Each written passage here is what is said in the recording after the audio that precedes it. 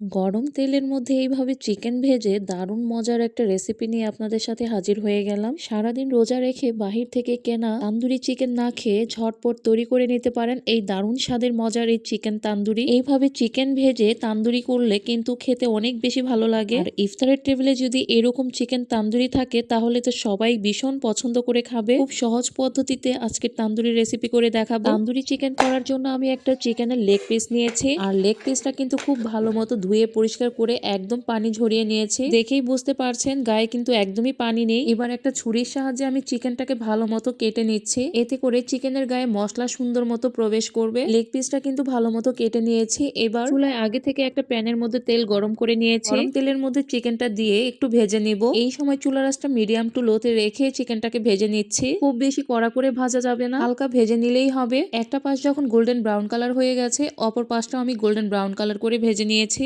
আগের থেকে চিকেনটা ভেজে নিলে চিকেনের গায়ে যে একটা গন্ধ থাকে সেই গন্ধটা চলে যায়। চিকেনটা ভাজা হয়ে গেছে, তেল ঝরিয়ে একটা প্লেটে তুলে নিয়েছি। এখন ঠান্ডা করে নিয়েছি। এবার মেরিনেট করার জন্য একে একে সব মশলা দিয়ে দিব। প্রথমেই 1 চা চামচ আদা রসুন বাটা, 1/2 চা চামচ বিট লবণ। বিট লবণ কিন্তু তান্দুরি চিকেনের টেস্ট অনেক গুণ বাড়িয়ে দেয়। 1/2 চা চামচ শাহি গরম মশলার গুঁড়া, 1/2 চা চামচের থেকে কম কালো গোলমরিচের গুঁড়া, 1/2 চা চামচ ভাজা জিরার গুঁড়া, 1/2 চা চামচ ধনিয়ার গুঁড়া, স্বাদ মতো লাল মরিচের গুঁড়া। এখানে ঝালটা আপনাদের টেস্ট মতো দিয়ে নেবেন। তবে তান্দুরি চিকেনে কিন্তু ঝাল বেশি হলেই খেতে ভালো লাগে। আমি এখানে প্রায় 1.5 চা চামচের মতো লাল মরিচের গুঁড়া দিয়েছি সামান্য একটুখানি টেস্টিং সল্টটা চাইলে স্কিপ করতে পারেন। দিব 1 চা চামচ সয়া সস, 1 চা চামচ টমেটো সস, আর সুন্দর একটা স্মোকি ফ্লেভারের জন্য দিচ্ছি 1 টেবিল চামচ পরিমাণে বারবিকিউ সস। তবে এই সসটা সম্পূর্ণ অপশনাল, আপনারা চাইলে দিতে পারেন অথবা স্কিপ করতে পারেন। তান্দুরি চিকেনের মধ্যে একটু স্মোকি ফ্লেভার আসলে আমার কাছে ভালো লাগে, তো এই জন্য আমি এখানে বারবিকিউ সসটা ব্যবহার করেছি। এবার সবগুলো উপকরণ একসাথে মিশিয়ে নিলাম। এরপর চিকেনের গায়ে ভালো মতো মশলাটা মাখিয়ে নিব। আর এই চিকেনটাকে আমি 3 ঘন্টার জন্য রেস্টে রেখে দিব। আপনাদের হাতে সময় কম থাকলে 30 মিনিট রেস্টে রাখলেও চলবে। 3 ঘন্টা পর আমি চিকেনটা ভেজে নিব। এই তেলের মধ্যে প্রথমে চিকেনটা ভেজেছিলাম সেই তেলটা একটু কমিয়ে তেলটাকে ভালো মতো গরম করে নিয়েছি। গরম তেলের মধ্যে চিকেনটা দিয়ে চুলার আঁচটা লো টু মিডিয়ামে রাখতে হবে। এরপর ঢাকনা দিয়ে ঢেকে কিছুক্ষণ রেখে দিব।